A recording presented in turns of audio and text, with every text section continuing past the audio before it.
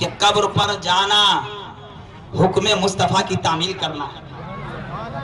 قبر پر جانا حکم مصطفیٰ کی تعمیل کرنا ہے. وہ صحابی قبر پر گئے تھے, کسی اور کی قبر پر نہیں. اب یہاں سے پتہ یہ چلا کہ نبی فرماتے ہیں وہ جنتی کی قبر ہے. نبی فرماتے ہیں وہ جنتی کی قبر ہے. تو اس کا مطلب یہ ہے کہ قبر کے اندر جو لیٹا ہے نبی اس کے احوال ملاحظہ کر رہے ہیں.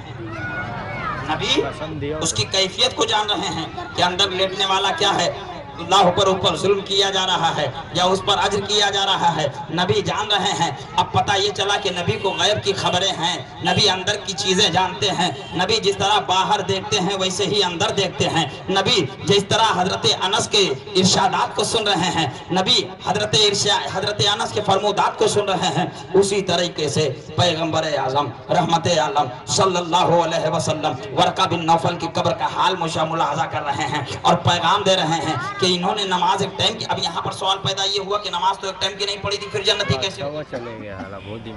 نماز تو ایک ٹائم کی نہیں پڑھی, پھر جنتی کیسے ہوئے؟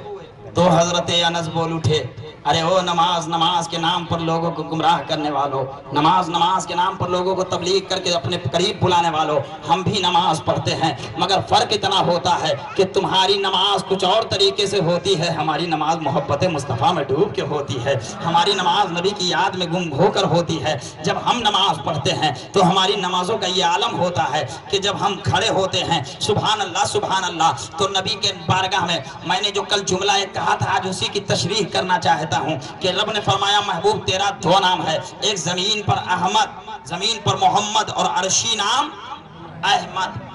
عرش کا نام اللہ نے اپنے نبی کا احمد رکھا اور فرش کا نام محمد رکھا, اور پھر فرمایا یہ نماز ہے کیا؟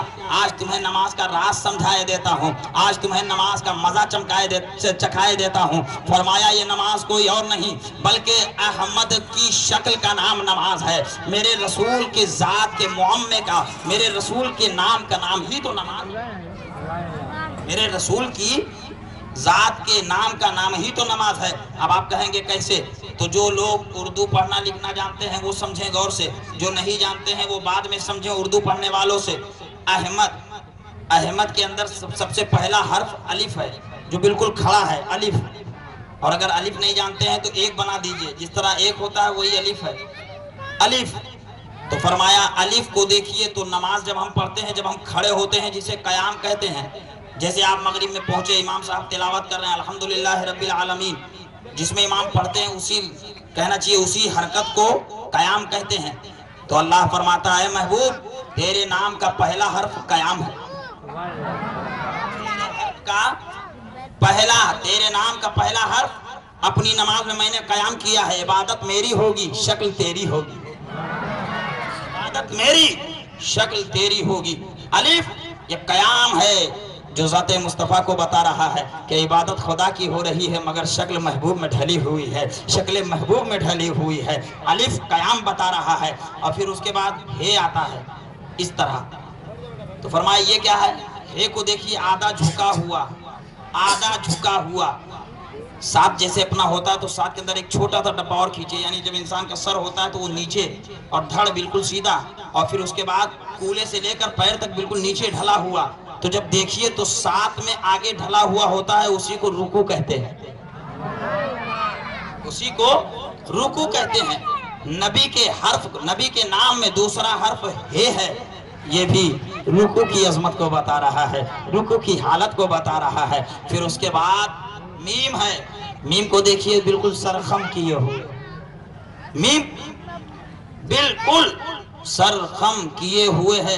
تو جب ہم نے اس کو دیکھا تو جس طرح سجدہ ہوتا ہے, سجدے کی کیفیت جو ہوتی ہے وہ نبی کے میم کو بتا رہا ہے کہ اے محبوب سنو, میرا بندہ تیرا امتی جب سجدہ کرے گا تو سجدہ تو عبادت خدا کا ہوگا, سر تو خدا کے لیے جھکے گا, مگر شکل تیرے نام کی ادا ہوتی رہے گی, اور لوگ بتاتے رہیں گے کہ یہ نماز نام محمد کا راز ہے. اللہ اکبر کبیرہ. اب انسان سجدے سے اٹھ کر قاعدے میں بیٹھتا ہے جس میں التحیات پڑھا جاتا ہے, تو ہم بیٹھے ہوئے ہیں, اس کی کیفیت ایسی ہوتی ہے کہ آدھا حصہ ہمارا کھڑا ہوتا ہے, آدھا حصہ بیٹھا ہوا ہوتا ہے. تو اس کو دال کہتے ہیں, اس کو دال کہتے ہیں.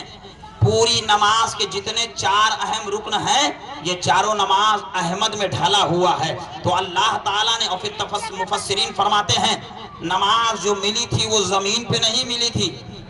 अल्लाह चाहता तो मोहम्मद की शक्ल में भी नमाज को ढाल सकता था, लेकिन रब ने लामका बुलाकर नबी को ये नमाज दी है ताकि मेरे बंदे नमाज पढ़ें और तेरी मोहब्बत में ढल जाएं। तो शक्ल भी तेरी हो, इबादत मेरी हो, शक्ल तेरी हो, इबादत मेरी हो, मोहब्बत तेरी हो, इबादत मेरी हो, कहना चाहिए रुकू मेरा हो लेकिन रुकू की शक्ल तेरी हो, कयाम मेरा हो मगर अलिफ तेरा नजर आए, रुकू मेरा हो मगर हे तेरा नजर आए, मीम मेरा हो यानी सजदा मेरा हो, मीम तेरा हो, दाल कहना चाहिए कायदा मेरा हो और दाल तेरी हो। तो अल्हम्दुलिल्लाह इसी की तरफ इशारा करते हुए डॉक्टर इकबाल ने कहा था कि वो एक सजदा जिसे तू गिरा समझता है, अरे 1000 सजदे से देता है आदमी को निजात। फिर डॉक्टर इकबाल ने उसकी तरफ इश्क में इशारा करते हुए यूं कहा था कि मोहम्मद से वफा तूने तो हम तेरे हैं, ये जहां चीज है क्या लौहो कलम तेरे हैं, मोहम्मद की मोहब्बत दीने हक की शर्त अव्वल है, मोहम्मद की मोहब्बत दीन हक की शर्त अव्वल है, अगर है इसमें खामी तो सब कुछ नामुकम्मल है। डॉक्टर इकबाल ने कहा था। कौन डॉक्टर इकबाल? इन्होंने कभी नमाज की तबलीग नहीं की थी, इन्होंने कभी नमाज के लिए चिल्ले पे नहीं गए थे, ये नमाज के लिए कभी लोगों को वर्गलाया नहीं था कि आओ नमाज के नाम पर, नमाज को सहारा बनाकर इन्होंने नहीं कहा था। जबकि बहुत बड़ा कहने चाहिए अपने वक्त का वाइस चांसलर रह चुका हो, अल्लाह पर अलीगढ़ यूनिवर्सिटी जैसी अल्लाह पर कहना चाहिए मदारिस में, और ये बड़ी यूनिवर्सिटी में उसके अलकाबात शाये किए जाते हों, उसके मज़ामीन पढ़ाए जाते हों, जिस पर आज भी कहना चाहिए बड़ी बड़ी यूनिवर्सिटियों के अंदर उनके नाम पर कहना चाहिए उनके ऊपर लोग पीएचडी करते हों, उसकी ये तहरीर है कि अगर नमाज तुम अपनी अल्लाह की बारगाह में मकबूल कराना चाहते हो तो शर्त यह है कि पहले नबी की मोहब्बत में ढल जाओ। तुम्हारा रुकू हो तो मोहब्बत मुस्तफ़ा में हो, तुम्हारा सजदा हो तो नबी की मोहब्बत में हो। बहरकैफ यानी बताने का मकसद यह है कि नबी आखिरुल ज़मान अलैहिस्सलातु वस्सलाम ने फरमाया कि वरका बिन नौफल की कब्र पर जाओ, जब तुम कब्र नौफल पे जाओगे तो जब हजरत अनस गए और सहाबा गए तब सरकार का इल्म गैब नजर आया कि जन्नती की कब्र की बेशारत सरकार दे रहे हैं और बता रहे हैं। लेकिन यहाँ सवाल ये पैदा हुआ कि उन्होंने नमाजें कितनी पढ़ी थी, तो किसी भी हदीस में ये नहीं आया कि उन्होंने फज्र पढ़ी हो, जोहर पढ़ी हो, मगरिब पढ़ी हो, ऐशा पढ़ी हो। मगर मुस्लिम शरीफ की हदीस के अंदर, तिरमिजी शरीफ के अंदर ये बात जरूर नजर आती है कि रसूलुल्लाह फरमाते हैं वो जन्नती की कब्र है। यानी पता ये चला कि नमाज एक टाइम की नहीं पढ़ी। अब आप कहेंगे मौलाना क्यों लोगों को वर्गला रहे हो? अरे उस टाइम नमाज का हुक्म ही नहीं था तो नमाज कैसे पढ़ना थी? तो मैं कहूंगा मेरे भाई तो पता ये चला कि नमाज का एक वक्त था, जब नमाज आई तब लोग अमल में पहचाने गए, लेकिन जब नमाज नहीं आई थी तो क्या लोग मुसलमान नहीं थे? समझिए गौर से। हो सकता है कोई आपसे कहे कि मौलाना बड़ी सफाई के साथ कहकर निकल गए नमाज नमाज, अरे उस वक्त तो नमाज थी ही नहीं। तो मैं यही तो कहना चाहता हूं कि नमाज उस वक्त नहीं थी तो क्या लोग उस वक्त मोमिन नहीं थे?